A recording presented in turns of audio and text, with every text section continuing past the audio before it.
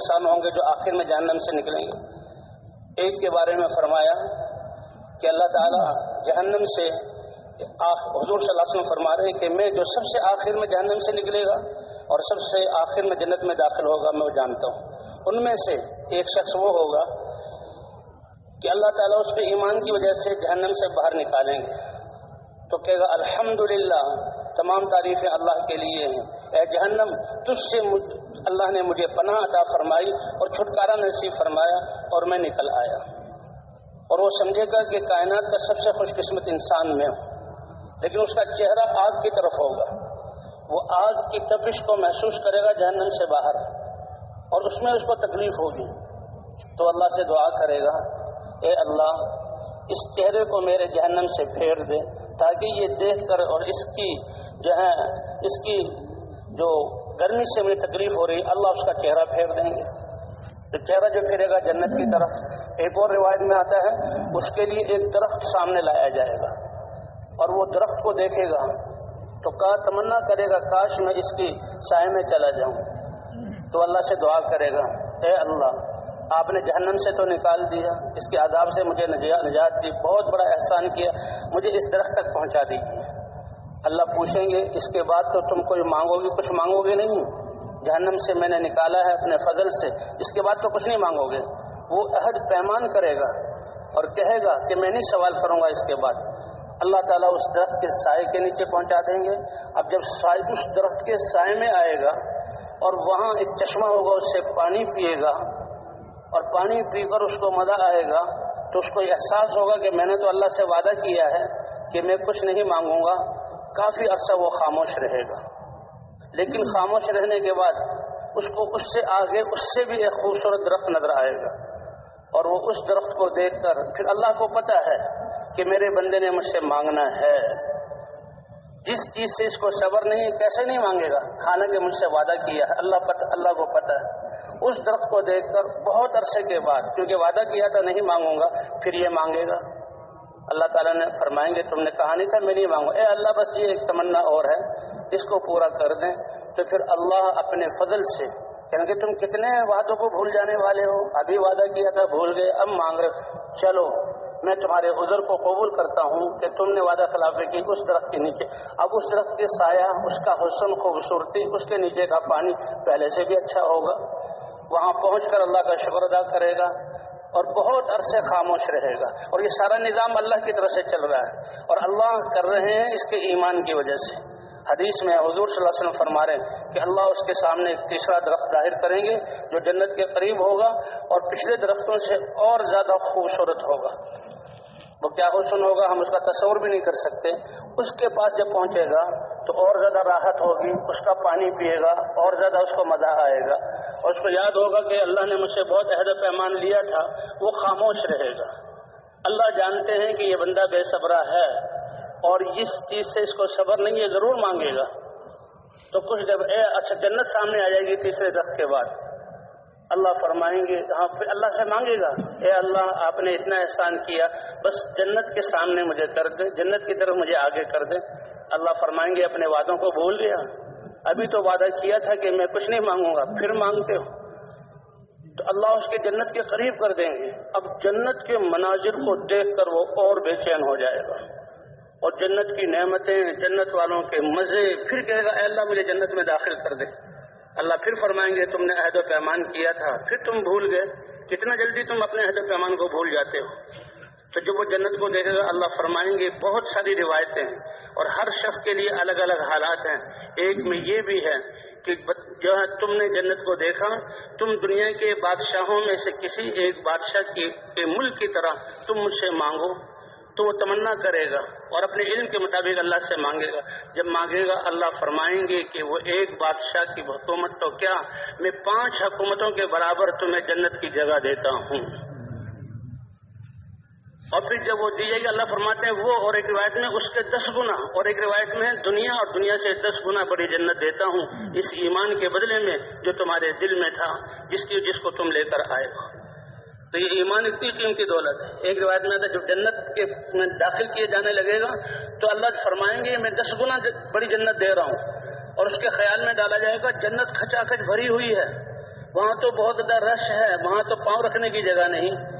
اللہ فرمائیں گے 10 گنا تو کیا کہے گا؟ اے اللہ، آپ رب العالمین ہوتے ہوئے اور الہ ہوتے ہوئے مجھ سے مذاق کر رہے ہیں کہ جنت میں پاؤں رکھنے کی جگہ نہیں، اور آپ مجھ سے جہاں مجھے 10 گنا بڑی جنت، آپ تو رب العالمین ہے. تو اس پر اللہ کے مناسب جو ہنسنا ہے وہ اللہ مسکرائیں گے اور ہنسیں گے، اور اس پر حضور صلی اللہ علیہ وسلم بھی مسکرائے، اور جن صحابی نے بیان کیا وہ بھی مسکرائے کہ اس بندے کی اس ایسے بات پر اللہ خوش ہوں گے اور دنیا سے 10 گنا بڑی جنت عطا فرما دیں گے. ایمان والے کو جایا جائے گا اللہ کے دربار میں، اور یہ بھی جنت سے نکالا جائے، جہنم سے نکالا جائے گا. اللہ فرمائیں گے میرے اس بندے کے سامنے اس کے چھوٹے گناہ پیش کرو. فرشتے پیش کریں گے اس کے چھوٹے گناہوں کو. چھوٹے گناہوں کو دیکھ کر اللہ پوچھیں گے اس میں سے کسی کو جھٹلاتے ہو؟ تو کہے گا نہیں، سچ بولے گا، اے اللہ یہ تو میں نے گناہ کیے ہیں. اب فضول دیکھنا، فضول زبان سے بات نکالنا، اللہ کی دی امانت وقت کو فضول گزارنا، کتنے اس کے فضول ہاتھ چلانا، فضول کہیں جانا، یہ لایانی میں لگنا، یہ بھی کتنے بڑے گناہ ہیں. تو وہ سب کو یاد کرے گا اور دل میں سوچے گا اب آئی مصیبت، یہ تو سارے گناہ میں نے کیے، چھوٹے چھوٹے گناہ ہیں. اب وہ گھبرائے گا تو وہ اپن مان لے گا کہ میں نے کیے ہیں. یہ سچ بولنا اس وقت، حدیث میں آتا ہے اللہ فرمائیں گے اے میرے بندے جا. اچھا وہ گھبرائے گا کہ ابھی تو یہ چھوٹے گناہ ہیں، بڑے گناہ تو ابھی پیچھے باقی ہیں، وہ تو اللہ نے یاد دلائے نہیں، ابھی چھوٹے گناہوں کی سے پکڑ ہو رہی ہے. اللہ فرمائیں گے جاؤ میں نے تمہارے چھوٹے گناہوں کو معاف کیا اور ان گناہوں کو نیکیاں بنا کر تمہیں تمہارا اس کا ثواب تمہارے لیے لکھ دیا. تو کہے گا اے اللہ، اب وہ خوش ہوگا، یہ اللہ کیسے مہربان ہے، کیسے کریم ہے کہ میرے ایمان کی وجہ سے گناہوں کو بھی نیکیوں میں بدل کر اس کا اللہ اجر عطا فرما رہے ہیں. تو اب کہے گا بڑے دل، اے اللہ میرے تو بڑے گناہ بھی باقی ہیں، بہت بڑے بڑے گناہ ہیں. کہ کون کون سے؟ اللہ میں نے کہ اللہ فرمائیں گے جاؤ تمہارے بڑے گناہوں کو بھی نیکی بنا کر اس کا اجر جنت کی صورت میں نے تم کو عطا کر دیا. تو علماء فرماتے ہیں کہ سچ بولنے کی وجہ سے وہ سچ بولا تو اللہ یہ اس کو عطا فرمائیں گے. بعض مجرم لوگ ایسے ہوں گے اور شاید وہ کافر ہیں، ایمان ان میں نہیں ہے، ان سے کہیں گے، اللہ فرمائیں گے کہ بھئی دیکھو تم نے یہ گناہ کیے، تو وہ دائیں بائیں دیکھے گا، کوئی گواہی دینے والا تو نہیں ہے جو اس وقت گناہ میں تھا، وہ دیکھا کوئی بھی نہیں ہے، وہ جھوٹ بولے گا اور کہا کہ میں نے یہ گناہ نہیں کیے. اللہ فرماتا ہے الیوم نختم علی افواہہم وتکلمنا ایدیہم، ان کی زبانوں پر ہم تالے لگا دیں گے، مہر لگا دیں گے، اور ان کے اعضاء بولیں گے اے اللہ اس نے ہم سے یہ گناہ کیے ہیں. اس لیے قرآن پاک میں ہے یا ایھا الذین آمنوا اتقوا اللہ وقولوا قولا سدیدا، اے ایمان والوں اللہ سے ڈرو اور سچ بولو. یہ سچ ایسی اچھی صفت ہے کہ سچ بولنے والے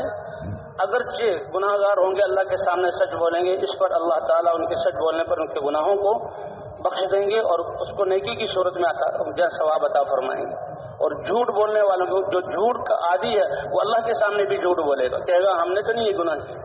کافر کہیں گے ہمارے پاس تو کوئی ڈرانے والا نہیں آیا. تو اللہ فرمائے جاؤ ان کو منہ کے بل گھسیٹ کر جہنم میں ڈال دیا جائے. اللہ ہماری حفاظت فرمائے. اس لیے بھی اللہ تعالیٰ نے ہمیں حضرات انبیاء کرام کو جو بھیجا ہے ایک طریقہ زندگی دین دے کر بھیجا ہے، اور دین یہ اللہ کے احکام کا نام ہے. ہر وقت انسان یہ اعمال نیک اعمال ہیں تو یہ دنیا میں اس سے اللہ آخرت بناتے ہیں اور اللہ دنیا بھی بناتے ہیں. خدا نہ خواستہ اگر نافرمانی والے اعمال ہیں تو اللہ تعالیٰ پھر اگر معاف نہ کریں تو دنیا بھی آخرت بھی بگڑتی ہے اور دنیا بھی بگڑتی ہے. حدیث پاک میں آتا ہے کہ انسان کی نیت اور ارادہ، من ہم بحسنۃ، ایک انسان دل میں خیال آیا نیکی کا اور اس نے اس خیال کو جمایا کہ میں نے یہ نیکی کرنی ہے اور ابھی نیکی کی نہیں، تو اسی وقت اس کے لیے ایک نیکی لکھ دی جاتی ہے. ایک نیکی لکھ دی جاتی ہے کہ میرے بندے نے نیکی کا ارادہ کیا، جو خیال اس میں جمع ابھی کی نہیں ہے تو ایک نیکی لکھ دی جائے. اور جب وہ اس نیکی کو کر لے گا تو اللہ فرماتے ہیں میری دین یہ ہے کہ اس بندے کو ایک نیکی کے بدلے میں کم از کم 10 نیکیوں کے برابر اجر عطا فرماؤں گا. جہاں حضور صلی اللہ علیہ وسلم کو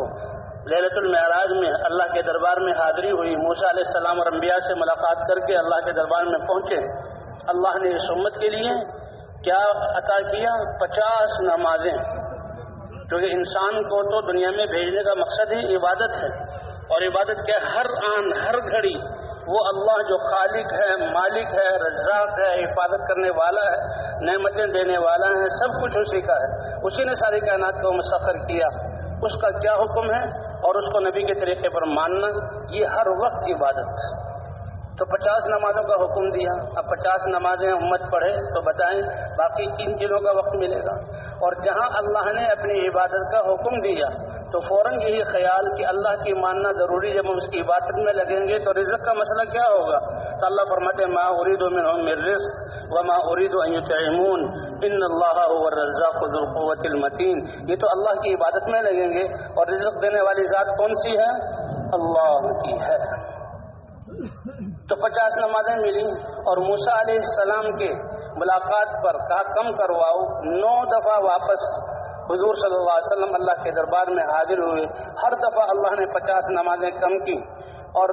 9 کے بعد 5 نمازیں رہ گئی۔ حضرت موسیٰ علیہ السلام نے فرمایا اور کم کروا لو،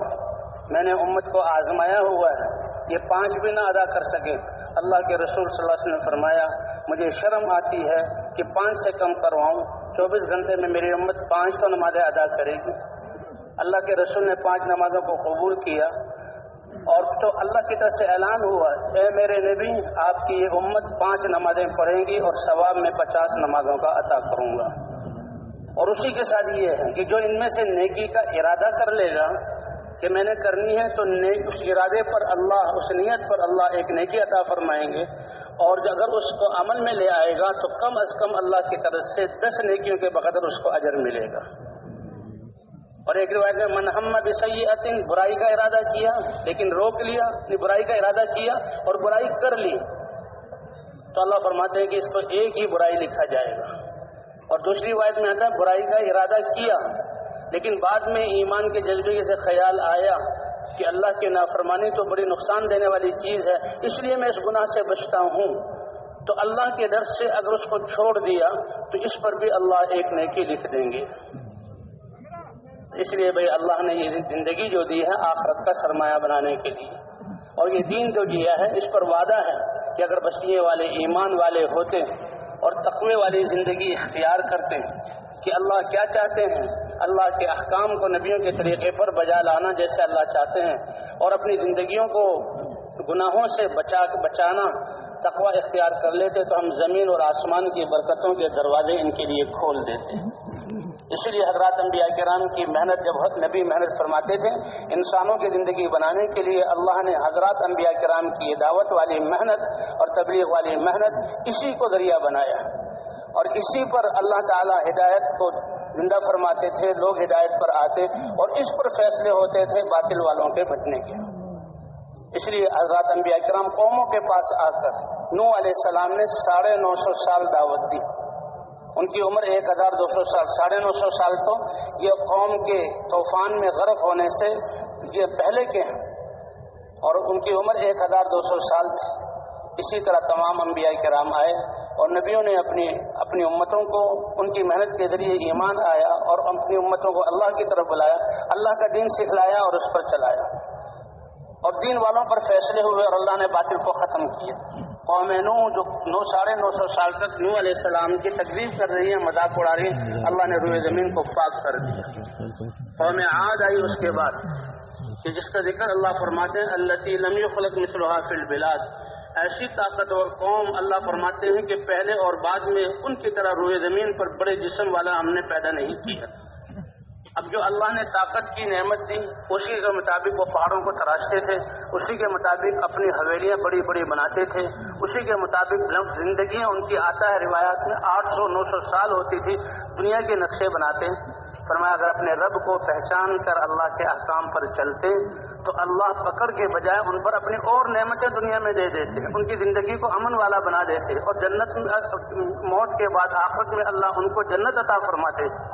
لیکن یہ انسان ایسا ناشکرا ہے اور انسان ایسا بھول جانے والا ہے، ان نے ظلم برپا کیا اور زمین کو گناہوں سے بھر دیا اور زمین کی فضاؤں کو بدبودار کیا۔ اللہ نے پکڑانی ہود علیہ السلام کو بھیجا ان کی اصلاح کے لیے، ہود علیہ السلام نے آ کر سالوں ان کو دعوت دی، چند لوگ ایمان لائے تو نبی کی دعوت پر ایمان وجود میں آیا، دین وجود میں آیا، کچھ لوگ اچھے بنے، ان کی زندگی اچھی تھی، ہود علیہ السلام ساتھ ہے، اور ان پر فیصلہ ہوا کہ اب دلیل پوری ہو گئی، حجت تام ہو گئی، اب باطل والوں کو زمین پر نہیں رہنے دینا۔ اللہ نے ہوا جیسی ایک نعمت کو، لطیف نعمت جو مخلوق کو بھیجا، 7 لیال و 8 ایام، 7 راتیں اور 8 دن مسلسل ہوا چلی۔ اب ہوا انسان کے لیے کتنی ضروری ہے۔